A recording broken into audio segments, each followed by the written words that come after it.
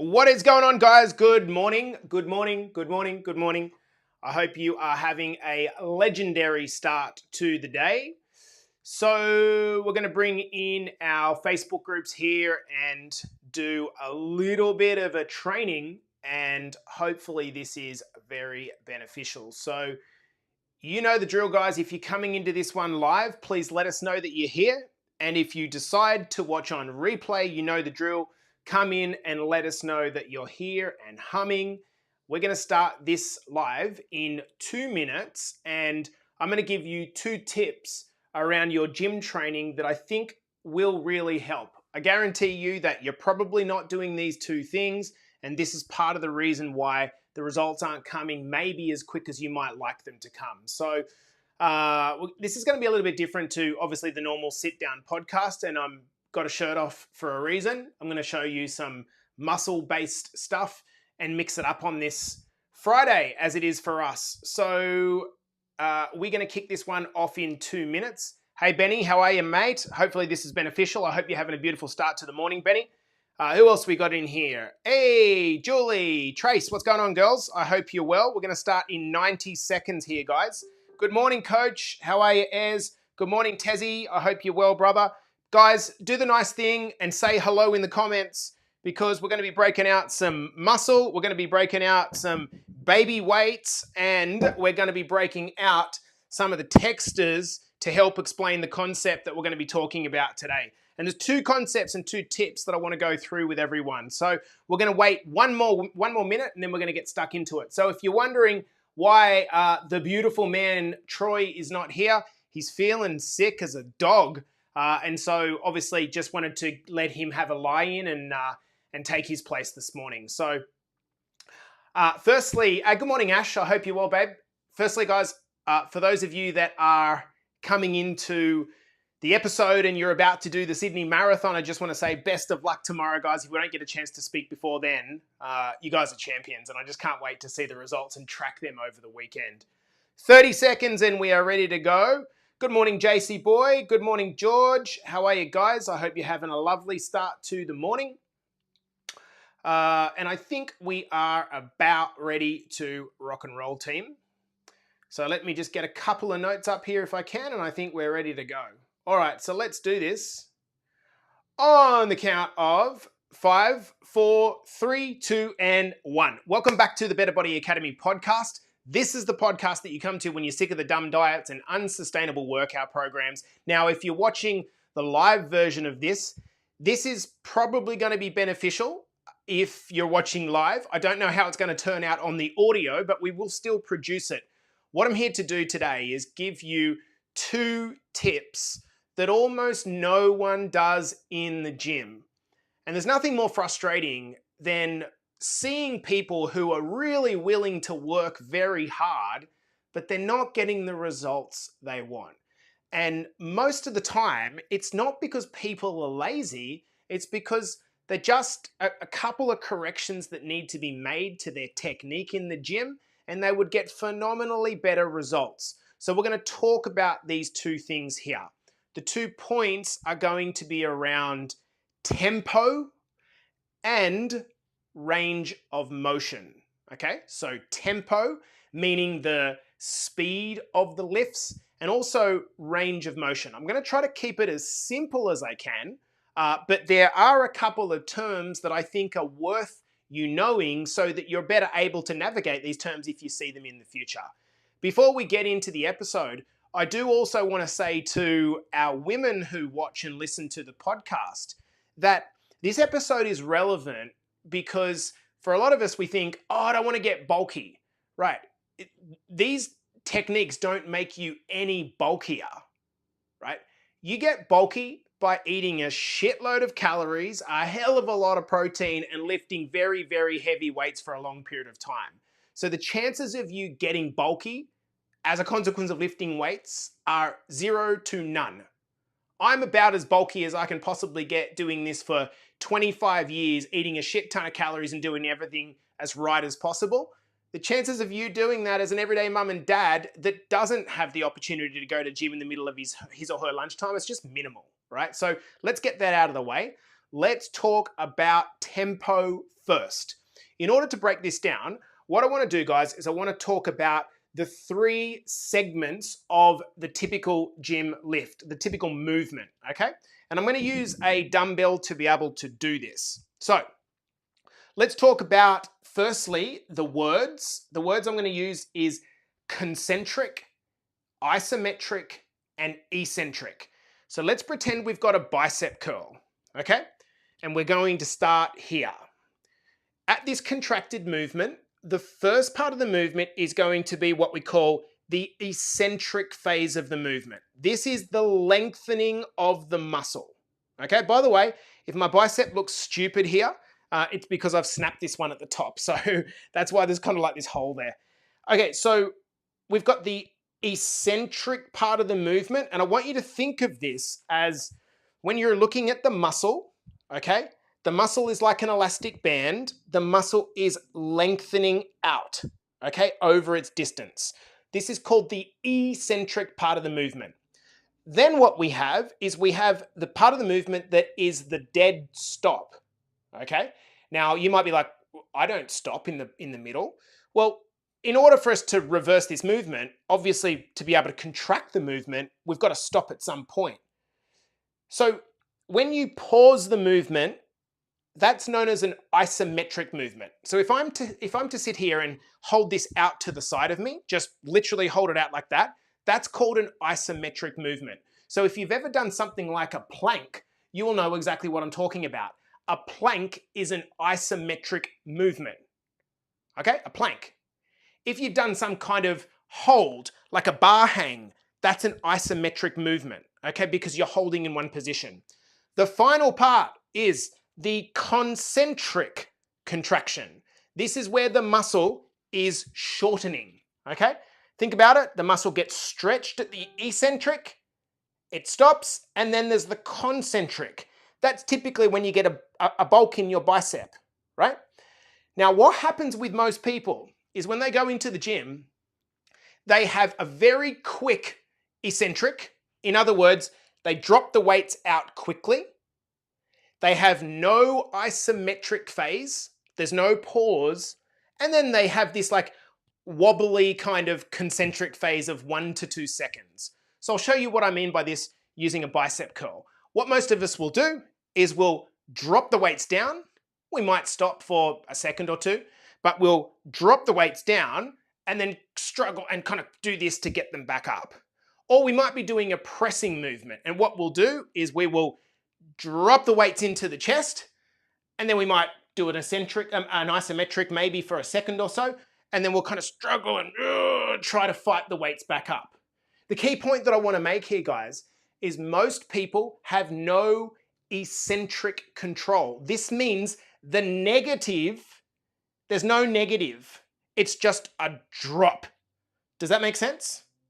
And this is because we are thinking about moving the weight or moving the body part instead of contracting the muscle. If there's one thing that you can take out of this little training that I'm doing here, is that when you go into the gym, you've got to think about contracting the muscle. And you know what? If you can't think about contracting the muscle when you don't have any weights in your hands, well, how are you going to contract the muscle when you put weights in your hands? So I'll give you an example. By the way, if you're asking questions, please hold on and I'll answer them at the end because I can't see the questions in my notes at the same time. So to give you an example of what I mean, if you're just going in the gym and you're doing a bench press and you're kind of like just like fighting to get it up, you're thinking more about how do I get this weight from A to B and get it off me? But actually the mindset that you would want to have is how do I contract my chest? So if you can't contract your chest without having a weight, well then adding a weight isn't really doing something. So I want you to, if you're not driving or you're just sitting around watching this, think about this now. Think about actually taking your hands by your side and doing a pressing movement like a seated press, and think about contracting your chest and almost like releasing the grip on your fingers. Okay? Just practice this at home.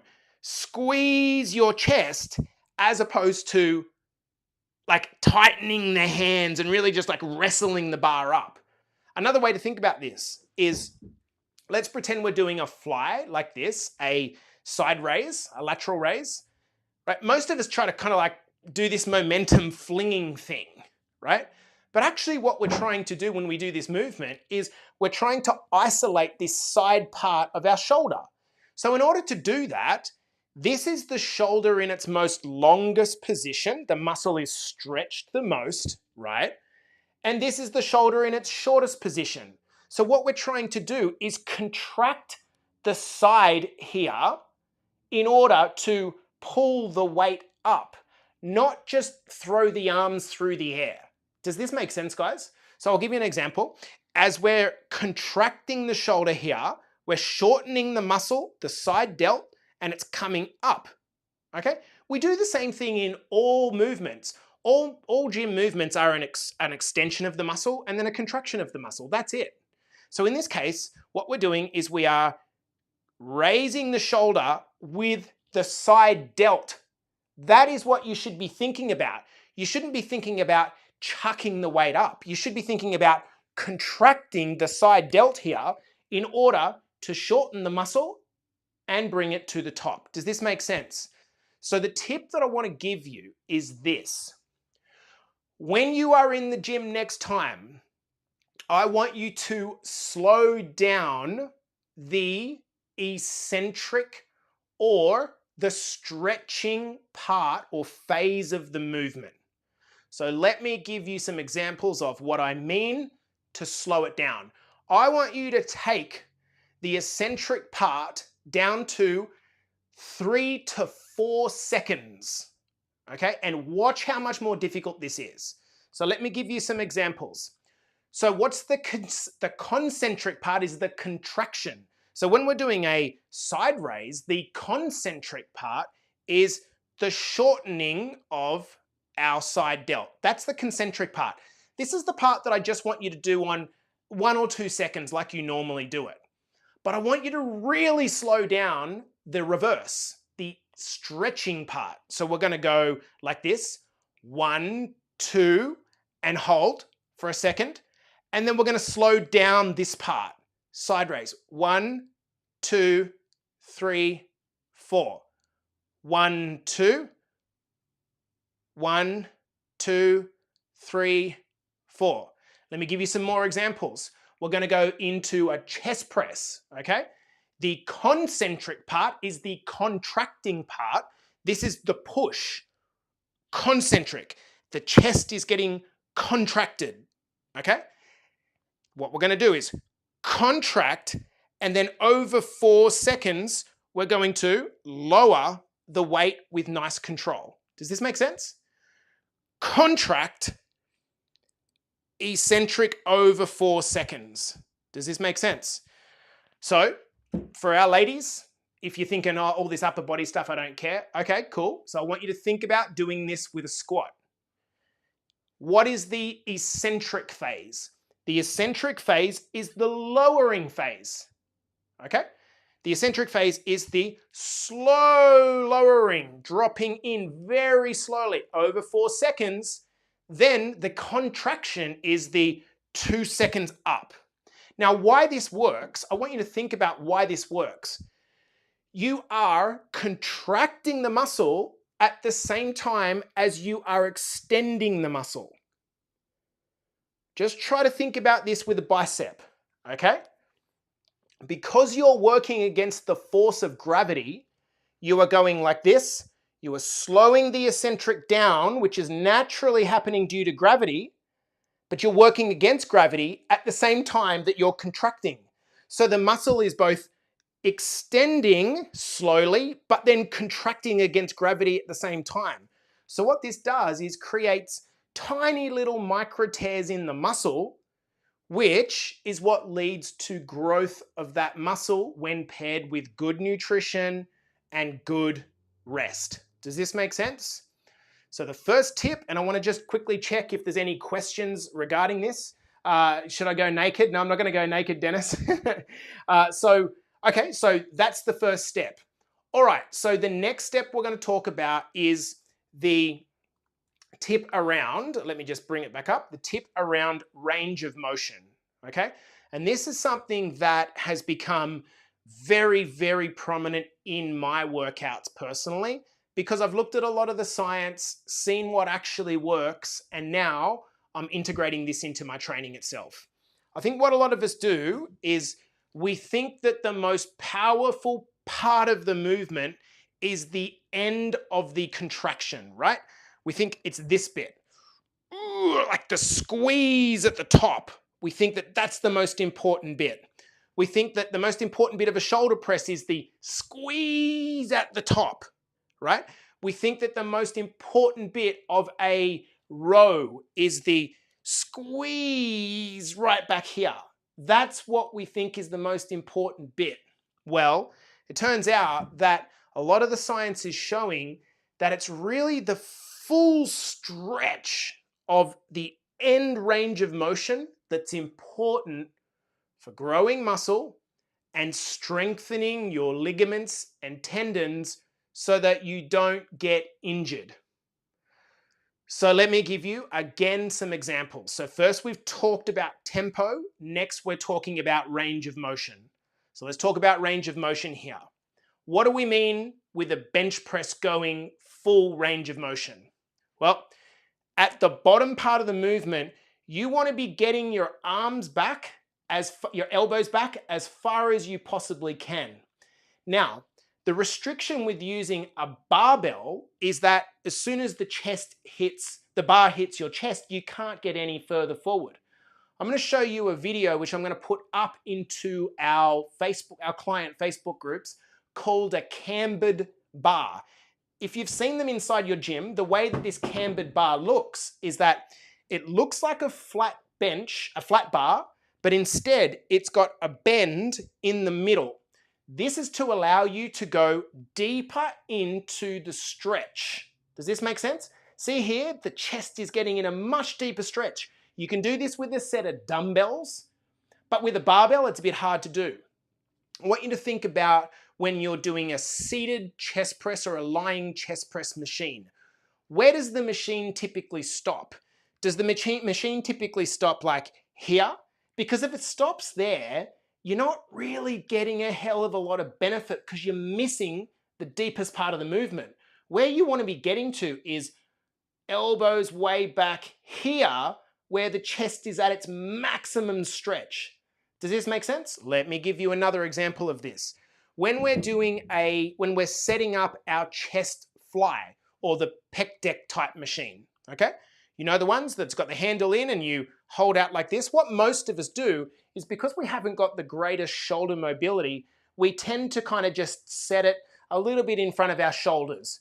And so you need to gradually work up to this, but we set the bar a little bit in front of our shoulders like this, and then we contract to the middle. What we actually want to do is we want to do our best to get the shoulders back, the arms back as far as possible.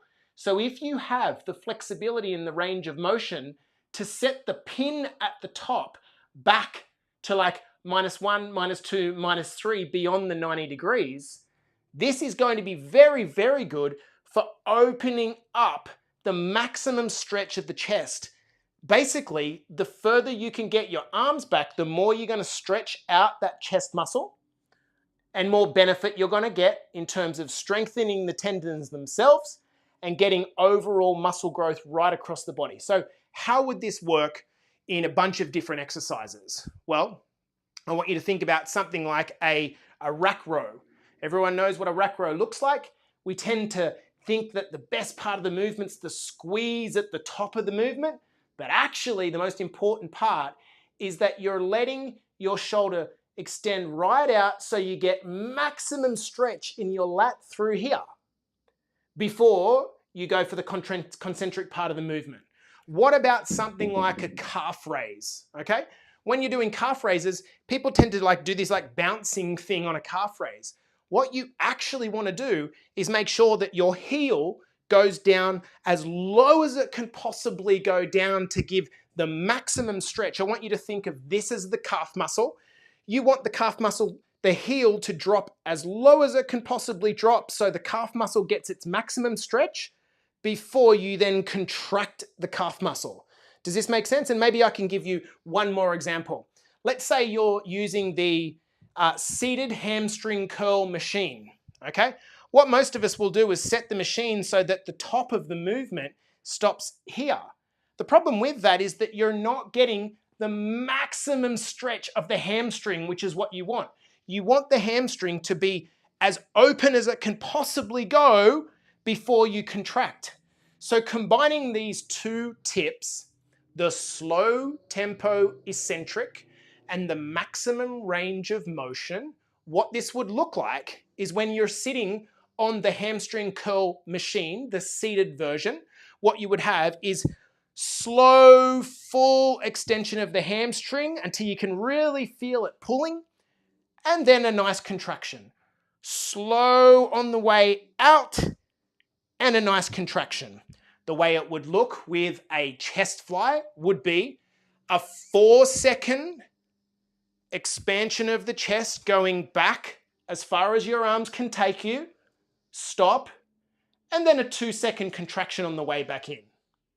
Does this make sense? So we've spoken in this training, guys, and we're going to finish it there around incorporating two techniques. Slowing down the negative portion of the movement, what we call the eccentric. The other part is making sure that you get into full range of motion, so whatever muscle that you're trying to work is stretched to its maximum amount before you then contract the muscle again. If you do these two things, you will be very sore, I promise you, okay? Now, it's not to say that if you don't do these two things, you won't get any benefits at all, but these are little things that if you feel confident in the gym and you add these to your program, your results are gonna blow right up. So guys, I'm gonna love you and leave you there. Happy Friday if it is for you. For the guys on this side of the world, happy Thursday. Make sure that you guys are getting your steps into the app so we can make sure that we're giving money to the Sydney Children's Hospital for hitting 250,000 steps for the month of September. I'll see you guys in the next episode. Have a beautiful morning.